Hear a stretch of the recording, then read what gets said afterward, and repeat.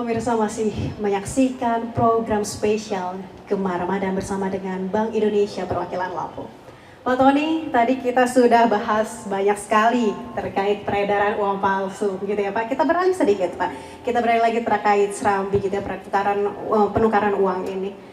Itu pemesanannya adalah online, secara online. Yeah. Menurut Pak Tony sendiri, ya, ketika orang memesan terlebih dahulu secara online dengan orang datang langsung ke offline, perbedaannya dan positifnya seperti apa ketika kita online dulu baru datang ke BI?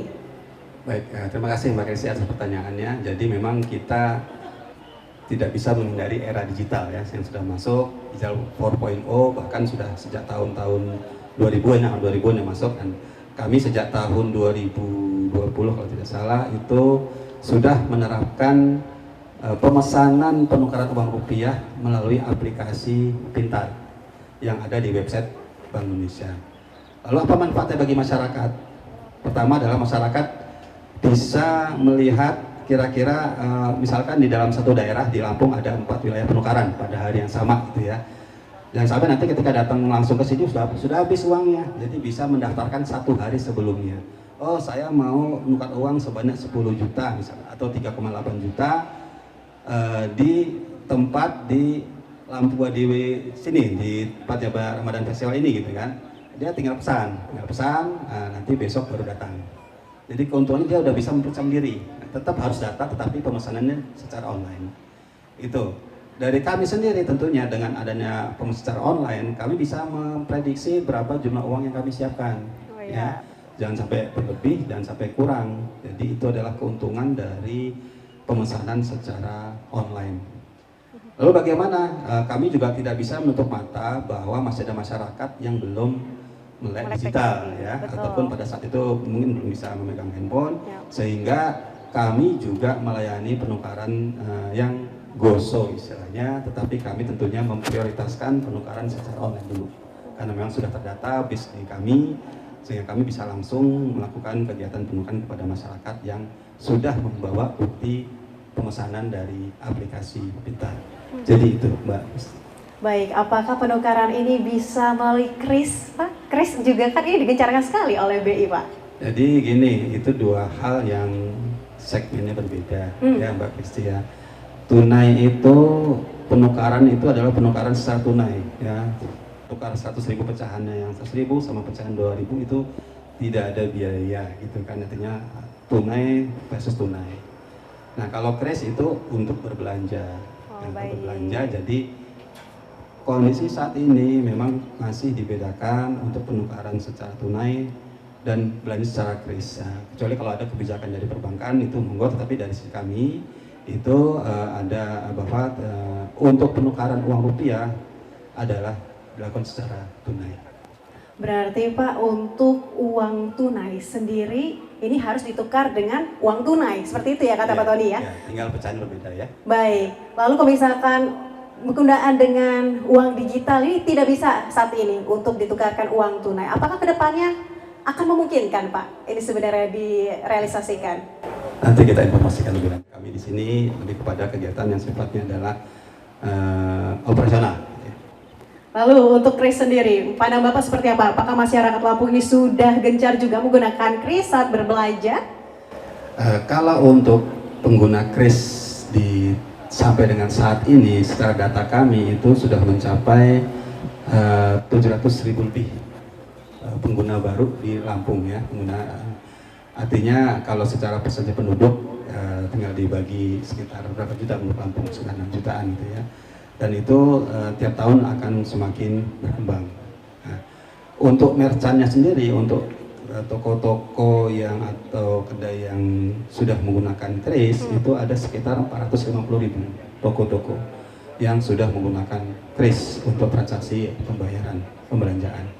Dan pastinya itu akan semakin meningkat karena era digital nggak bisa kita hindari. Dan adapun kami juga mempunyai target-target di tahun 2023 ini untuk pengguna baru itu sudah akan mencapai 400.000 lebih tambahan dari yang tadi angka tadi. Jadi itu yang harus kita upayakan dengan baik.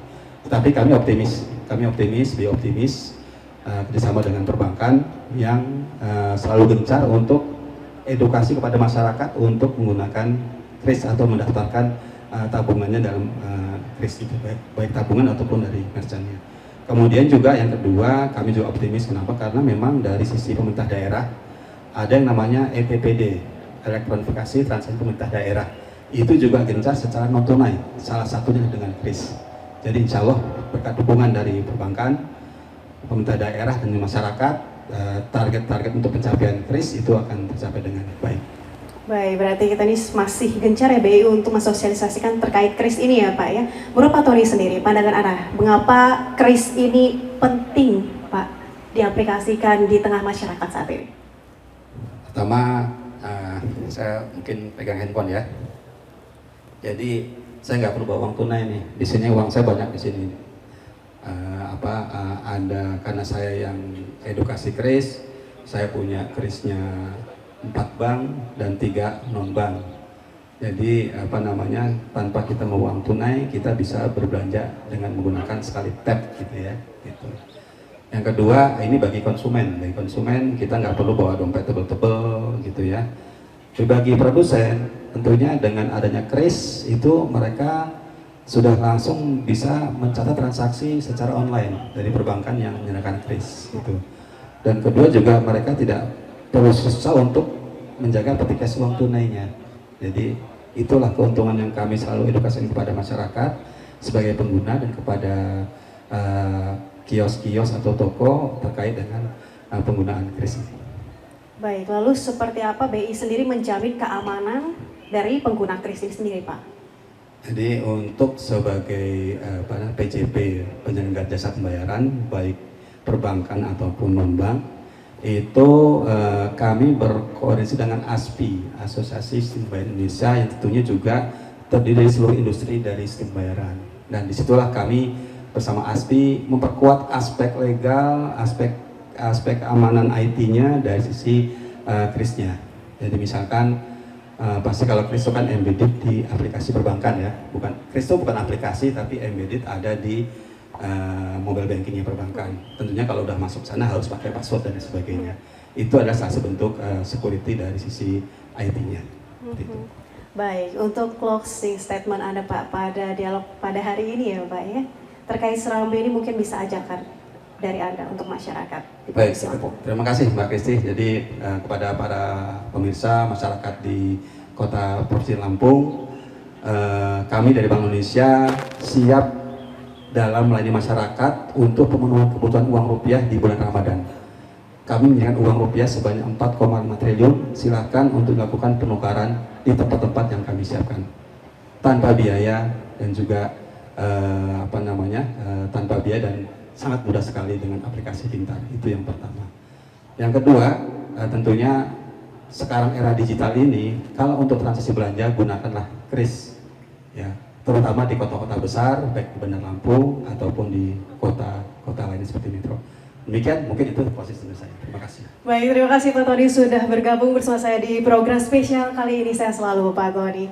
Baik pemirsa Metro TV, saya juga mengundang Anda untuk bisa gitu ya ke Gemar Ramadan yang berlokasi di Islamic Center Provinsi Lampung yang dilaksanakan dari 23 Maret hingga 18 April. Baik pemirsa, usai sudah perjumpaan kita pada program spesial Gemar Ramadan kali ini. Karisma Kristi beserta kru yang bertugas pamit undur diri. Selamat menunaikan ibadah puasa bagi umat muslim. Sampai jumpa.